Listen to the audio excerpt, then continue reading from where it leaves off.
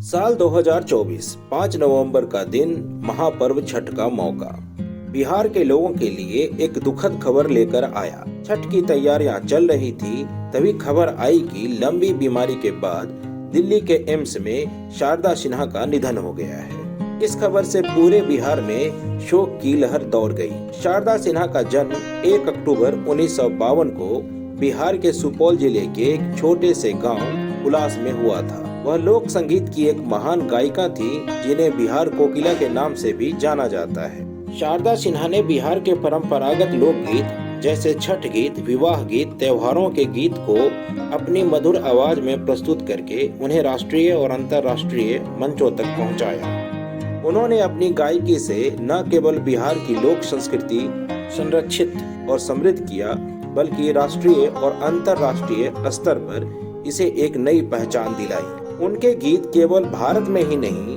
बल्कि प्रवासी भारतीय समुदायों के बीच भी बेहद लोकप्रिय हैं। बिहार में शादी विवाह हो, मुंडन हो या त्योहारों का आयोजन शारदा सिन्हा के गीतों के बिना अधूरा माना जाता है। शारदा सिन्हा ने अपने सिंगिंग करियर की शुरुआत मैथिली गीतों से किया, लेकिन उनका योगदान केवल मैथिली तक सीमित नहीं है। उन्होंने भोजपुरी, मैथिली और मगही भाषाओं में गाकर इन भाषाओं की सांस्कृतिक धरोहर को जीवित रखा और समृद्ध किया, और अपनी आवाज देकर ग्रामीण बिहार की परंपराओं, संस्कारों और त्योहारों को सजीव बनाए रखा। शारदा सिन्हा ने कुछ हिंदी फिल्मों में भी अपनी आवाज दी, जिसमें सलमान खान की फिल्म मैंने प्यार किया का गाना कहे तो से सजना और अनुराग कश्यप की फिल्म गैंग्स ऑफ वासेपुर का गाना तार बिजली आदि प्रमुख है। हिंदी फिल्मों में भले ही उन्होंने सीमित गाने गाए, लेकिन उन्होंने अपनी गायकी की अमिट छाप छोड़ी और उनके गाने आज भी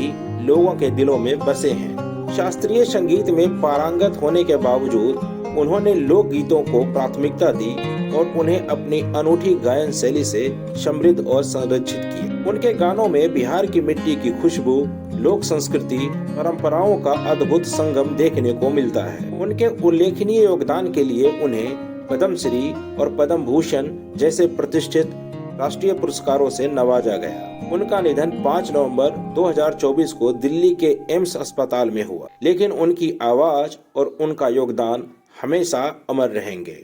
शारदा सिन्हा का जन्म भूमिहार ब्राह्मण जाति में हुआ था, लेकिन उनका कद इतना ऊंचा था कि उन्हें किसी भी जाति विशेष से जोड़ना उनकी महानता को कम आंकने जैसा होगा। शारदा सिन्हा का जीवन बिहार की लोक परंपराओं, लोक संस्कृति और लोक संगीत की अमर कहानी है। जाति, संप्रदाय और धर्म की सीमाओं से परे शारदा सिन्हा बिहार की लोक संस्कृति और लोक संगीत की अमर गायिका और सांस्कृतिक प्रतीक के रूप में हमेशा याद की जाएंगी।